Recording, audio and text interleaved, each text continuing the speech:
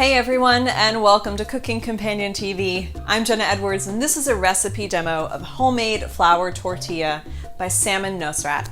Give this video a thumbs up if you like it. A well-made tortilla is more than just an excuse for a burrito or quesadilla. A fresh tortilla can be satisfying enough with just some butter, and those with Mexican heritage may have some strong family memories around fresh tortillas. Hopefully, after doing this recipe a few times, you will too. This recipe can be made with lard or with butter for a vegetarian version, and the dough can be frozen so you don't have to cook it all at once. To start, we'll measure out 10 ounces of all-purpose flour or 2 heaping cups. Then add 1½ teaspoons of kosher salt and 1¼ teaspoons of baking powder. Whisk together the dry ingredients in a large mixing bowl. And now mix together the dry ingredients for 30 seconds with a mixer on low. Now a stand mixer is best, but you can also do this by hand. Now slowly pour in 3 ounces of melted lard or butter in a thin stream and let the fat partially incorporate, which should be less than a minute. Now slowly pour in 1/2 cup and 2 tablespoons of hot water from the faucet.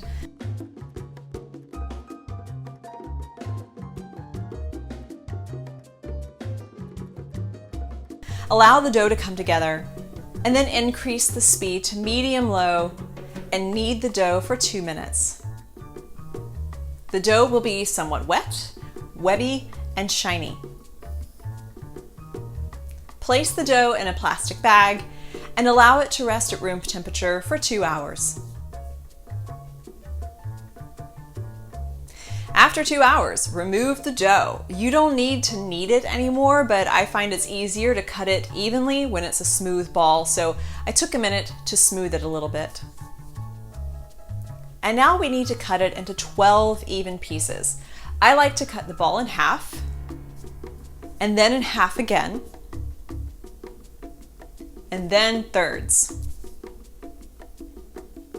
Roll those thirds into little golf ball sized balls and place them on a baking sheet lined with parchment paper.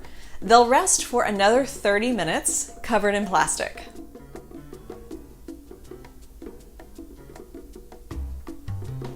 After 30 minutes, take a clean and lightly floured surface and press or lightly roll the balls into 4-inch sized discs.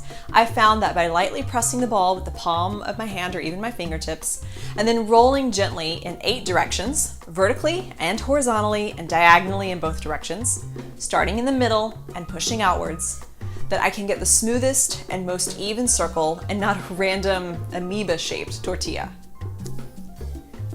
Generously flouring the ball before and during rolling will keep them from sticking together as you line them up back on the baking sheet to rest for another 10 minutes. Now, by the time you do all 12 of those balls though, the 10 minutes should be up for the first ball, so you can move right into the next step.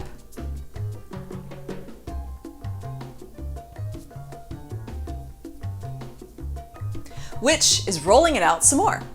Lightly flour the surface again, and using the same gentle technique with the rolling pin, roll up and down in both directions sideways, and then diagonally in all directions, pushing the dough from the middle towards the edges.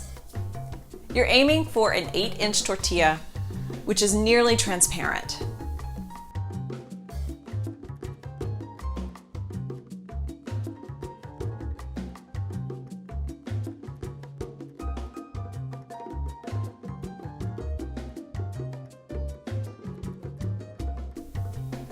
And once you're about halfway through, heat a large skillet or griddle, preferably cast iron, over medium-high heat. You don't need oil or anything, but sprinkle some water on it, and when the water drops, immediately sputter and evaporate. Your pan is hot enough. Carefully lay the thin dough onto the hot skillet as straight as possible, and let it lay there for 20 to 30 seconds, and then carefully flip it over for another 20 to 30 seconds. I do this twice for each tortilla, but depending on your heat and your pan, you may only need to do it once. You'll just have to experiment with more or less time in the pan and see what it does for your tortilla. Once it's removed from the pan, you can place it in a sealable plastic bag to steam and soften while you cook the others. Now, some of the visual cues I look for are light brown spots. If they get too big or too dark, I know I've overcooked that one. And all that does is it means they just get crispy, so I can't use it to bend or to wrap, but it would make a wonderful quesadilla. So cook only what you need and freeze the rest. If you floured your discs well enough, you won't need parchment paper between each one when you freeze them. If cooked just long enough, they should be foldable and pliable and soft and buttery. Use them for whatever you need to fold up. And that's it for this recipe demo of flour tortillas. Get the ingredient list below or at cookingcompaniontv.com/flour tortillas. Give this video a thumbs up if you like it and subscribe to this channel for more demos just like this. I'm Jenna Edwards and thanks for watching.